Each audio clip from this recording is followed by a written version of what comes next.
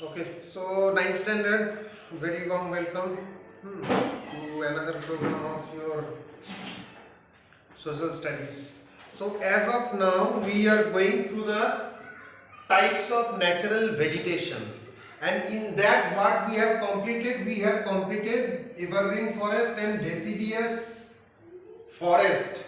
So on the basis of rainfall, relief features and types of soil, the natural vegetation of Karnataka is widely divided into four types. What are they? Evergreen forest, deciduous forest, mixed forest and grassland and shrubs.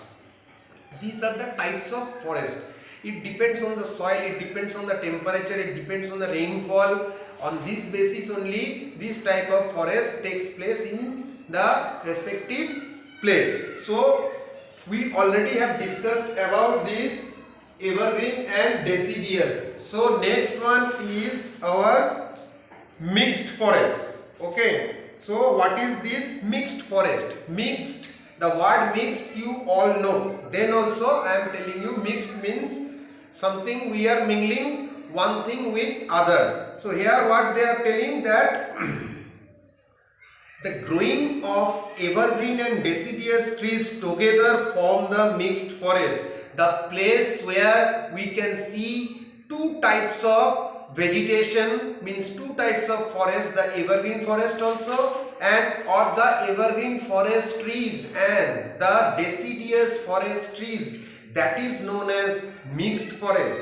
Areas receiving rainfall 120 to 150 centimeter annually have this type of forest, means where we are having mixed forest, there typically we will not get the this one rainfall like evergreen and deciduous. It is different but not that much difference. Okay, it is 120 to 150 centimeter annually rainfall.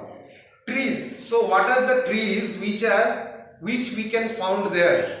So these are the trees which we can found there. This is the very crucial things you have to memorize. Questions can come from here. Trees like teak, kino, mahogany, axle, sandal, jack and bamboo grows in this type of forest. So these are the trees which generally grows up in this type of temperature, in this type of rainfall, and that's why see here it is a mix of deciduous and evergreen forest. Okay, which are the areas where we can found this type of forest, means mixed forest? Areas like would be some parts of Uttara Kannada, Dakshin Kannada, eastern part of Kodagu, Chikmagaluru, okay, Hassan and Mysuru have this type of forest. Mixed forest is very less compared to other means less means not less to comparing to deciduous and evergreen forest, comparing to the this one description. But the thing is what I told you, the rainfall you have to memorize, the trees which are found and the places where this type of trees are found. And what is this tree? Mixed. It is a mix of evergreen and deciduous forest. So mixed is also over. Last one is grassland and shrubs. Okay, grassland and shrubs. Grass you all know, shrubs also you know. Okay, those are small. Now I am telling you, areas receiving less than 60 centimeter of annual rainfall have this kind of vegetation. Means the area where the rainfall is very less than 60 centimeter. You have seen 250 in evergreen. Okay, and then now only I told you mixed, it is 120 to 150, but here it is less than 60 centimeters. So here the temperature is dry and the rainfall is also very less, only less than 60 centimeter annually. So areas receiving less than 60 centimeter of annual rainfall have this kind of vegetation. Due to scanty rain means less rain and dry weather, they are short in size. They are short. See, evergreen trees, they are very big. Mango tree, jackfruit tree, these trees you have seen, mahogany, whatever the trees previously we have discussed, they are not like the grassland or this one, shrubs. These shrubs are very small. You know how long is a grass. Shrub is something more than that, that's all. So they are short because the area where they grows up, that area is having very scanty, means less rainfall, and very dry climatic condition or weather. So there you will get what type of means this shrubs and grass. I am telling you, short grass, okay, then thorny shrubs and scrub vegetation. Okay, these are all the examples of the vegetations which are found in this grassland and shrub. Okay, now the name of the trees or plants which are available in this grassland and shrub, they are cactus, acacias, babul, bela, palm trees, hunch, kunti grass. These are generally found in this type of, these are not forest also, these are the place where these are there, that's all. Okay, but occasionally banyan, neem, peepal tree grows here and there, scatterly, very less, occasionally. It's not that all the time you will get all these types of trees. Okay, now these are found in which place you will found? These are the, I told that rainfall, then what are these type of trees, why they are long and tall, okay, and then it comes what are the trees available and the places. So what are the trees available there? I told you these are not trees, these are grassland and scrub, small trees, not also small, lesser than small. Okay, these are found in Bidar, Kalaburagi, Yadgir, Raichur, Koppal, Vijayawada, Vijaypura, then Ballari, Chitradurga and other areas. Okay, but the areas which we have mentioned, in those areas abundantly you can see this type of trees. Okay, but now with this we have completed your grassland and shrub, means this 4 we have completed. Okay, the natural vegetations of Karnataka. But one more point is there. Other than that, there are other some trees and plants.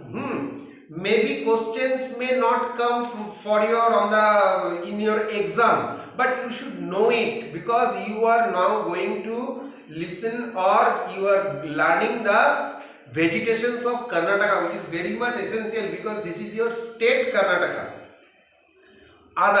In others, what happened? Deltas, beaches in coastal areas. Coastal areas, you people all know the area which is near to the sea. Beaches, you know, people go to enjoy. Have vegetations that has aerial root. Aerial root means creepers. They can climb. Okay, like that only. Aerial roots, and can grow in salty water. These are less, but you can see some parts of Karnataka, you can, because you can go to the coastal area, that time you can say, hey, here why not any trees are there like evergreen and all. So in those places you will not get all these, whatever the trees are available in this 4, it is not available in those areas. You will find the aerial roots and can grow in salty water. All these forest trees, they can't grow in salty, this one, your areas. Okay, but these are some of the trees which can grow in the salty areas. These are very less also. They are called mangrove forest. Okay, and it's very limited in Karnataka. Areas which are 1400 meters above sea level, areas which are 1400 meters above sea level have cool climate. Of course, area which is above to sea level for almost 1400 kilometer, it will be a cool place. It will have a cool climate. Okay, they have means if you go to Uti and Kodaikanal, like in Tamil Nadu, okay. So in here, if you go to Munnar place like that, you can see this type of things, because those are the hilly type areas where you can see this type of things. What are these areas which are 1400 meters above sea level, have cool climate, have grassy slopes. Slopes means this type of land region is known as slopes. Have grassy, grass is there, it's not rocky. Grassy slopes found in which place of Bangalore, Karnataka you will find it? Kudremukh, Baba Budangiri, Bear Hills, okay, Brahmagiri, in Kodagu. These are the place where you will find the slopes with grassy land. Okay, these are in this place you will find the grassy, those are, because see we are now going to the grassland and shrubs. Okay, so this type of grass you will find in these slopy areas. And next is valleys with streams have Shola forest. Okay, valleys with streams, stream means passes of water, they are having your Shola forest. Now I will just tell you, everything is there in your this one keywords, you can go through it. Now I will tell you what is this Shola forest. Okay, Shola forest. Sholas are the local name for patches of stunted tropical mountain forest found in valleys, rolling grassland in the higher mountain region of South India. So what is Shola forest? That also I have given you in your keywords. Okay, so the thing is, so now we have already done this for this one. Okay, we have already done the types of natural vegetation, on what basis we are doing it, how it is classified and what are they, and also we have analyzed those things. So in the next class I will give you the last topic, that is the animal resource of Karnataka. Thank you.